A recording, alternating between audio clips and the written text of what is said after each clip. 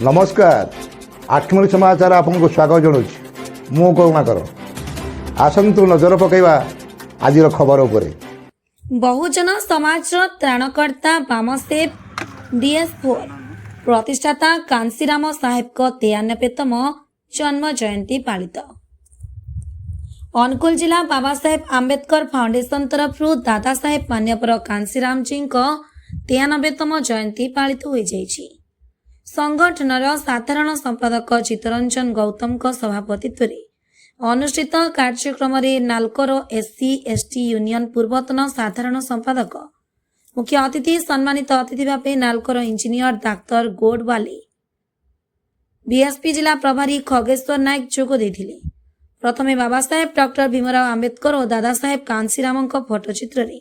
पुष्पमाल्य अर्पण करी धूप लगाई सफा कार्य आरंभ होइथिला। दादा साहेब मान्यवर कांसीराम साहेब को जीवन दर्शन और संघर्षपूर्ण जीवन शैली उपरि अतिथि माने आलोकपात करथिले। ब्यूरो रिपोर्ट आत्मलिक समाचार।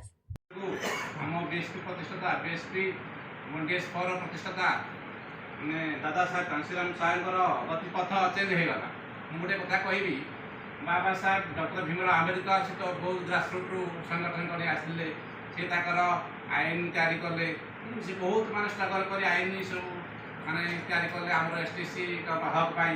गोटे लेडीज गोटे सर्विस तार छुट्टी मिलूला छुट्टी देला बहुत गोटे कथा आम ST SC OBC माइनॉरिटी से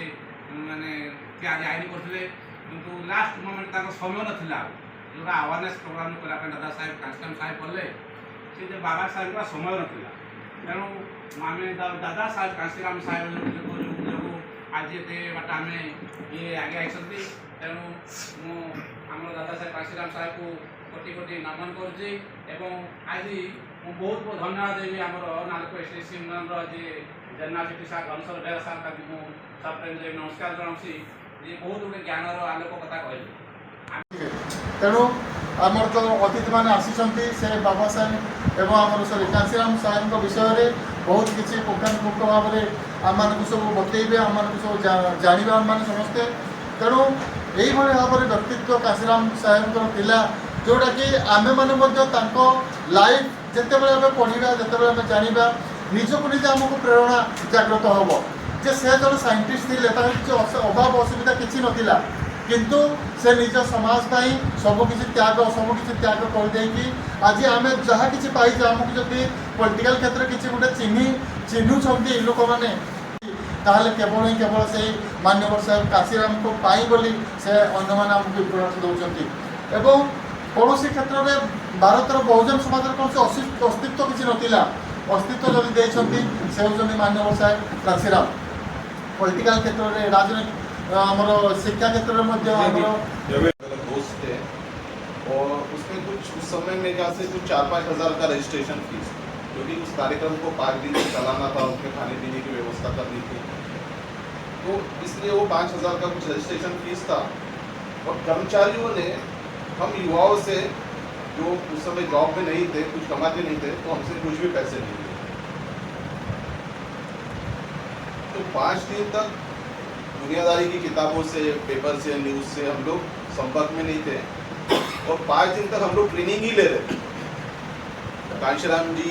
के विचार बाबा साहब के विचार इन विचारों को हमारे अंदर जैसे जो पर किसी को मालूम नहीं क्या करना है सब अपना मजदूरी कर रहा है खा रहा है दिन में काम कर रहा है सो जा रहा है किसी को कुछ मालूम नहीं। पर जब दीना बाना की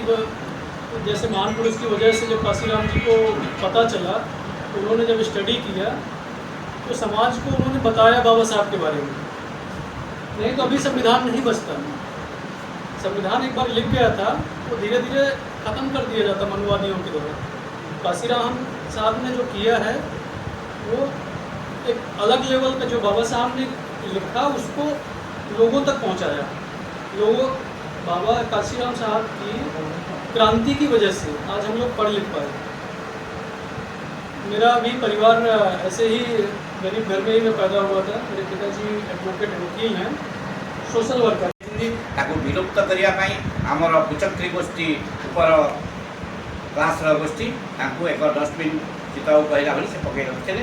दादा साहेब कांसीराम से सबको आम जागृत कर विषय में प्रचार प्रसार कले तापर पर से तांकरी कार्य बल आम यूपी मायावती भी लिस्टरी कले से बाबा साहेब अनुप्राणित हो केते यूनिवर्सिटी केते स्कूल कॉलेज गाड़े से जो देखिए सब हाथी चिन्ह से ये करते तेणु दादा साहेब कांसीराम बाबा साहेब आगू को आम समाज को आगू को नापी बाबा साहेब जीवनी बाबा साहेब कौन कर्तव्य करते आम कौन बाणी देती से प्रचार प्रसार कर बहुत सहायक होते तेणु आज आम दलित समाज एति उन्नति कर पथ प्रदर्शक तार मास्टर कहले दादा साहेब कांसीराम अत्युक्ति हे ना तेणु आपण मानू मोर अनुरोध से जदि जड़े क्लास 4 एम्प्लॉई तालामाला बाबा साहेब